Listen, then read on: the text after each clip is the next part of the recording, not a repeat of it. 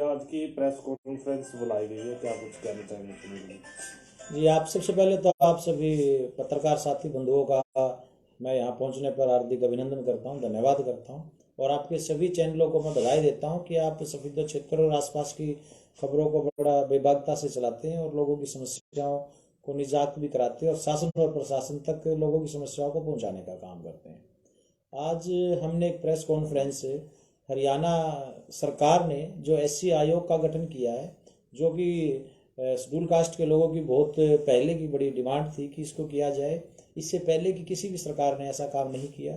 सरकार अगर अच्छा काम करती है तो हम उसकी भी सराहना करते हैं, और सरकार जब कोई भी गलत काम किसी प्रकार का होता है तो हम उसकी भी निंदा करते हैं। तो साथियों, उसी कड़ी में आज हमने आप सभी को यहाँ इन्वाइट किया था, आप आए हैं। विशेष ये है कि अभी आयोग का गठन किया है हरियाणा के अंदर। पहले एक राष्ट्रीय लेवल का ही होता था, हरियाणा में आज तक एससी आयोग का गठन नहीं किया गया था।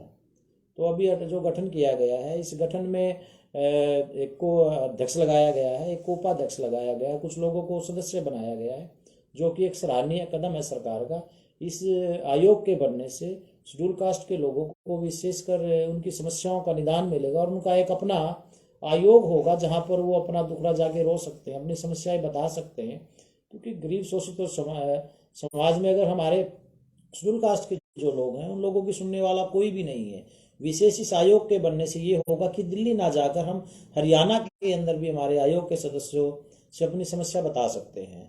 चेयरमैन इनके हमारे पंचकूला में बैठेंगे, चंडीगढ़ में बैठेंगे, लेकिन उनके जो सदस्य होते हैं तो उनको हम बुला भी सकते हैं, वो यहाँ आ सकते हैं।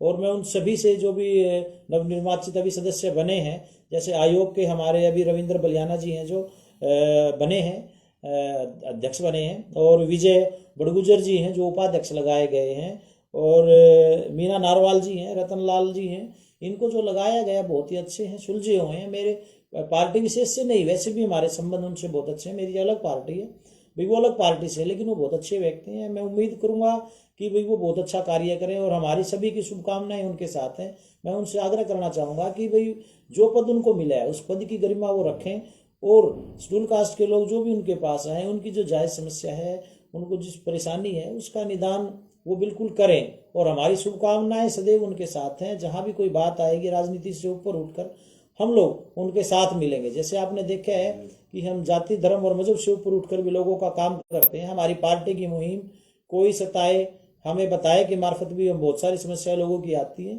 तो हम उनका भी निदान करते हैं।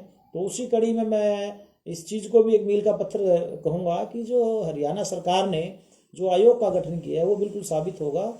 और आज अगर बीजेपी की सरकार है, कल किसी और की बनेगी, तो आयोग बना है तो ये ऐसे ही रहेगा, और वहाँ पे सदस्य बैठेंगे और वो पदाधिकारी होंगे। अगर उनको समाज की पीड़ा होगी तो वो बिल्कुल ही उन समस्याओं का निदान करने का काम करेंगे। हमारे बाटला के कुछ पीड़ित परिवार हैं जो इस हार के अंदर बैठे हुए हैं, पिछले 9 साल से धरने पे बैठे हुए हैं, जंतर मंतर तक गए हुए हैं, इस हार के अंदर बाहर बैठे हुए हैं। इस ठंड के अंदर, आज मैं ऑफिस के अंदर, आप लोग बैठे हैं, आपको भी ठंड लग रही होगी, लेकिन वहां पर वो बैठे हुए हैं। वहीं पे उनके 9 साल में काफी बच्चों का जन्म भी हुआ है, और उनके कोई बुजुर्ग हैं वो एक्सपायर भी हुए हैं वहीं पे। तो उनकी सुनने वाला कोई नहीं। आयोग के गठन के बाद मैं उम्मीद करूंगा कि आयोग के सदस्य सबसे पहले वहां पर जाएं, वहां उनको देखें। हमारे जींद के अंदर भी लोग सचिवालय के सामने भी 1.5 साल तक एक धरना प्रदर्शन चलता रहा, तो वहां भी कोई जाने वाला नहीं था। लास्ट टाइम में हमने हमारे पार्टी के वरिष्ठ नेता को बुलाकर, उस समय रामदास अठावले जी हमारी पार्टी के राष्ट्रीय अध्यक्ष होते थे, केंद्र के मंत्री थे, उनको बुलाकर उसको खत्म करने का काम किया था। तो साथियों, ऐसी जो कम्युनिटी के व्यक्ति हैं वो पीड़ित रहते हैं, उनको साधन संपन्न आज भी नहीं हो पाए, शिक्षा का भाव उनके अंदर है, गाँव में आज भी उनका वही मेहनत मजदूरी का कार्य है।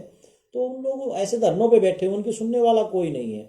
तो मैं सरकार की सराहना करूंगा इस चीज के लिए, विशेषकर प्रदेश के मुख्यमंत्री का, उप मुख्यमंत्री का, राज्यपाल का, जिन्होंने इस बारे में सोचा और इस समस्या का हमारा निदान किया। ये हमारी बहुत पुरानी मांग थी, इसके लिए हमने पहले धरने प्रदर्शन भी किए हैं, इसके लिए राष्ट्रपति को, प्रधानमंत्री को हमने पत्र लिखे हैं।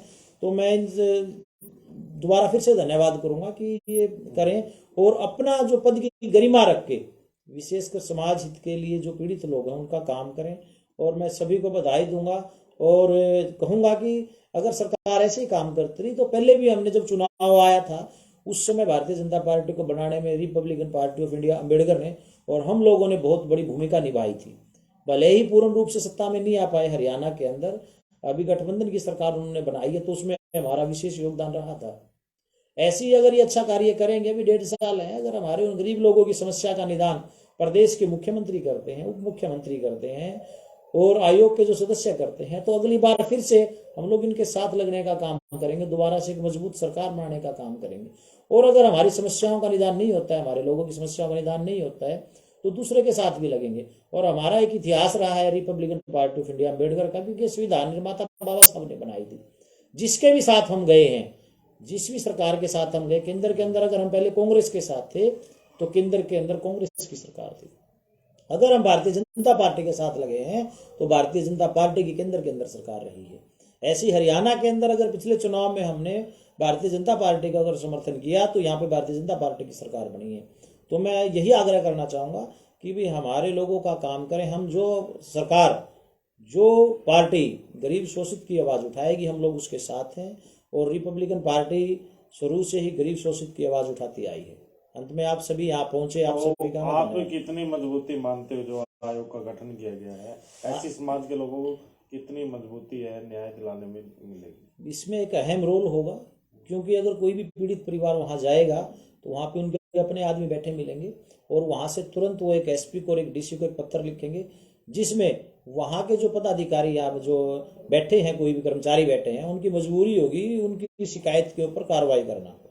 तो ये एक बहुत ही अच्छा काम होगा और इससे मजबूती मिलेगी हमारे लोगों को, ये है। और मैं चाहूँगा कि इसके अंदर और भी सदस्यों की संख्या बढ़ाई जाए, क्योंकि अभी सदस्य जो बनाए गए हैं, ये 4 सदस्य बनाए हैं, इसके 3 सदस्य। हरियाणा बहुत बड़ा है, कैसे कवर कर पाएंगे? नहीं, बिल्कुल हो जाएगा, ऐसी कोई बात नहीं है। अभी 2 अगर मान लो वहाँ पे एक अध्यक्ष लगाया है, एक उपाध्यक्ष लगाया है, 3 सदस्य बनाए हैं, तो मैं आग्रह ये भी करना चाहूँगा प्रदेश के मुख्यमंत्री से कि प्रदेश के मुख्यमंत्री क्या करें कि जो सोशल व्यक्ति हैं, आज तो ये पार्टी के जो लोग जोड़े हैं इन्हीं को बनाया है भाई, इससे अलग भी सोशल बहुत सारे व्यक्ति हैं, सामाजिक जो बहुत सारे व्यक्ति हैं, जहाँ पर भी एट्रोसिटी होती है वहाँ वो पहुँच जाते हैं।